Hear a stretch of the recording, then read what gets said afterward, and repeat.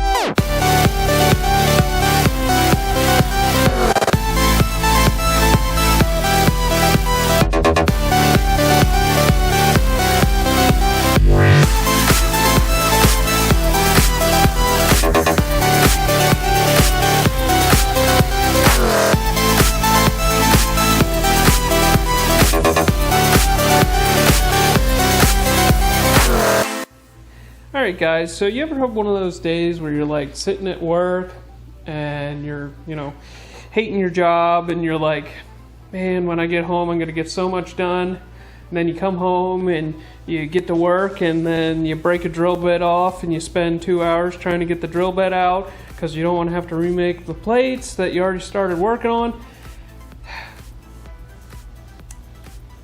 Yeah, today was one of those days.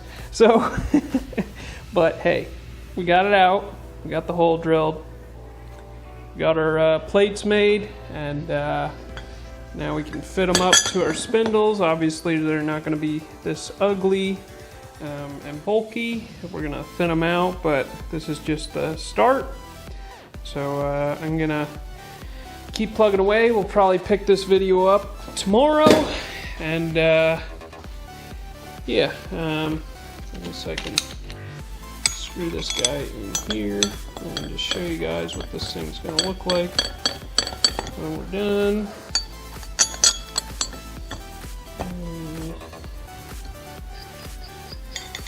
Yeah, I found out these bolts here were a weird thread. They're like a M10 by 1.25, something silly like that. So of course I had to order some bolts. But it's the way it goes. I love the metric system. Helps if you grab the right tool.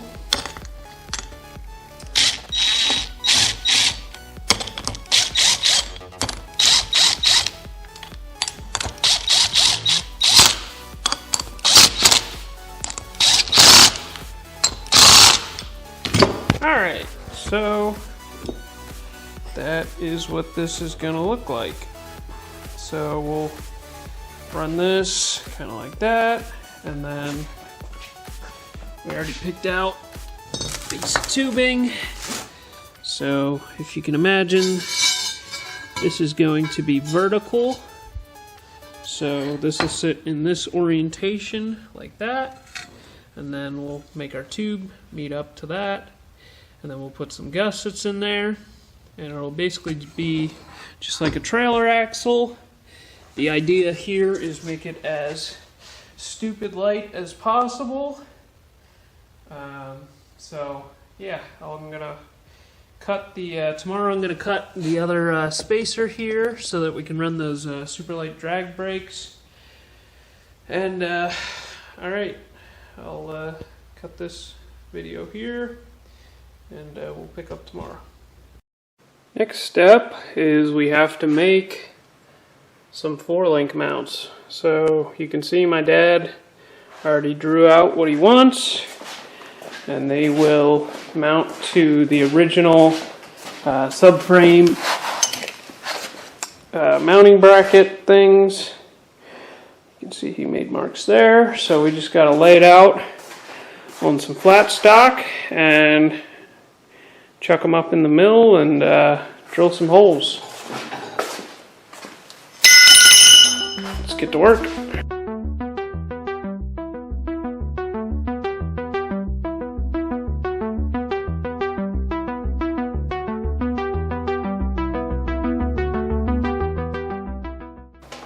Alright, similar to our last bracket, what we're going to do is we are going to weld the pieces together, and then we can run a drill down through on every hole that we need to make. So I'm going to get the welder and tack all these together, and let's get to work.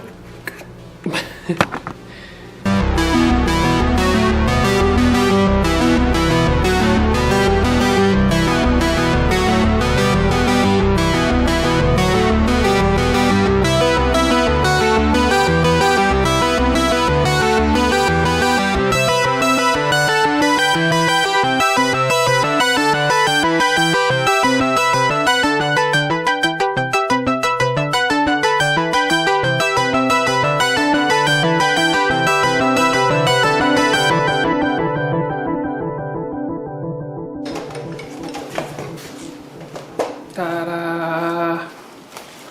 So now we can chuck this guy up in the mill, drill a bunch of holes.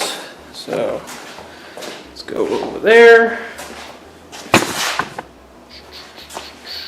Alright, so if you guys have never used a milling machine,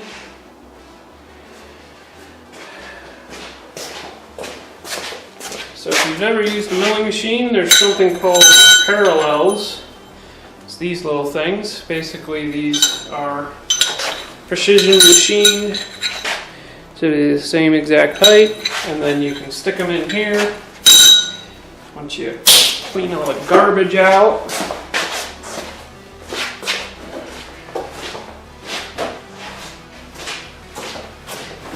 you want to make sure you get all the garbage out of here.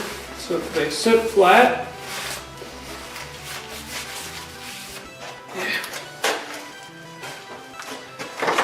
alright, and then you want to make sure your parallels are clean. I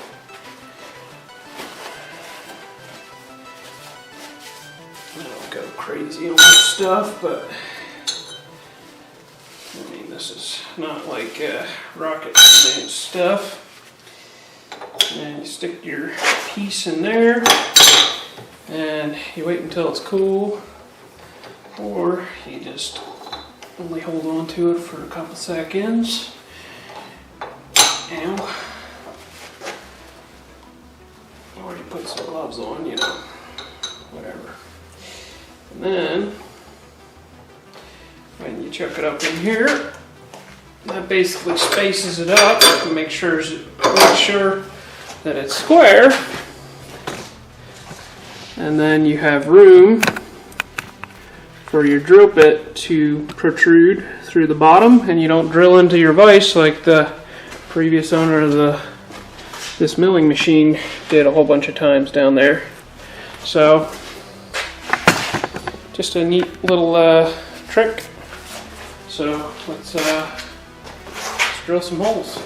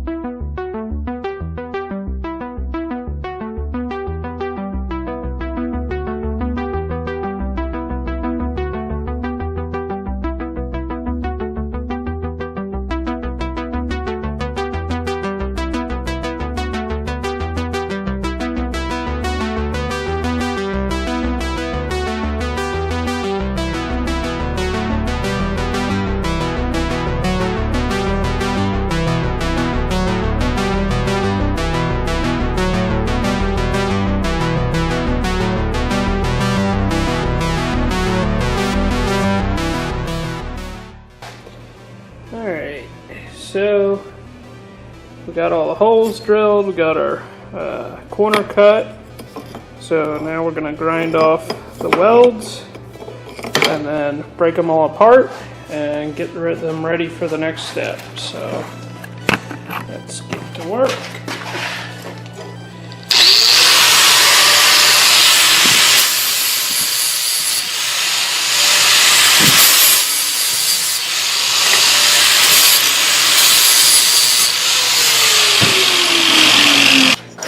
And there we go.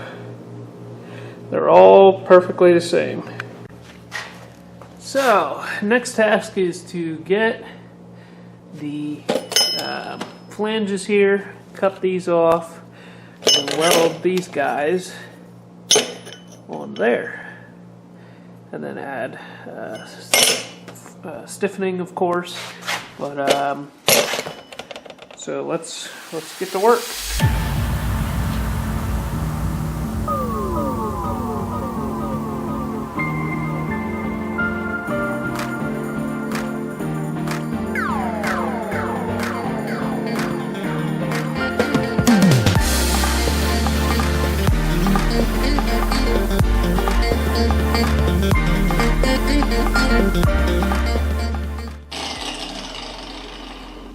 There's some Talon owner or Eclipse owner that just woke up in extreme pain and they don't know why.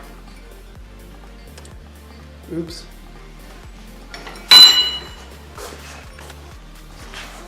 Alright, so this is a little excessive, but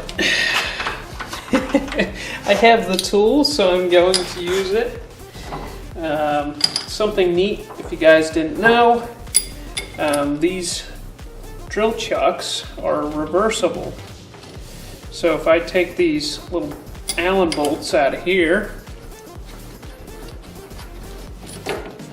you can see that there's a very nice machined part here. And there's a machined part here, and this is what locates it. You'll notice on these pieces here that the one machine part, I don't know if you can see it. You can see it on this one. This machine part matches up with this machine part. And this machine part matches up with this machine part. So you can switch them around and get a wider grip here, here, and you don't have to worry about it being perfectly aligned by the bolts. And also, this is a 6-jaw chuck, so if I got some more of these, I could potentially have 6 jaws that locate my piece. So, the reason I'm flipping this around is I want to chuck these guys up in here, make that nice and flat, because I don't want to completely get rid of this pin because that helps locate it. So that's my thought process anyways. It helps locate it underneath the car and gets it centered and all that. So what I'm going to do here is I'm going to make this grip a little wider.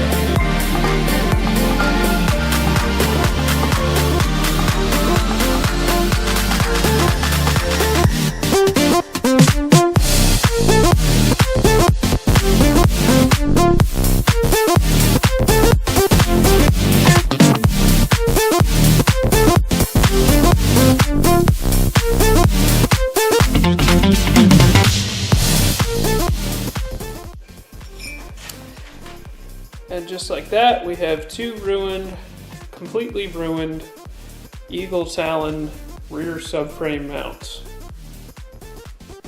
Oops.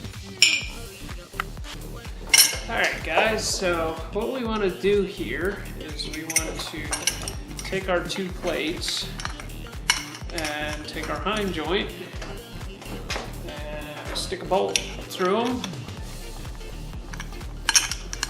like that. So there's our hind joint, stick a bolt through, stick a nut on it, tighten it down snug, and then take our other hind joint for our other link and stick it in there, stick that in there, drop the nut on the ground, pick the nut up, put the nut on the bolt, make sure you do it in that order, and then you set it on your piece here where you want it to sit. Make sure this is nice and spaced where you want it so you can move it around and get it all lined up where you want it. And then when you weld it, you'll know that the spacing here is correct. Now, you don't want to weld it completely because you'll damage your hind joints. You just want to put a couple tacks on it, and then you're going to take your hind joints out, and then you can weld it fully. The other thing we're going to do is we're going to put this gusset here in place at the same time, just so if it welds and it starts to warp, move in or out, this will keep it from doing so. I'm going to completely weld this part first after I tack it, and then, yeah. So let's do it.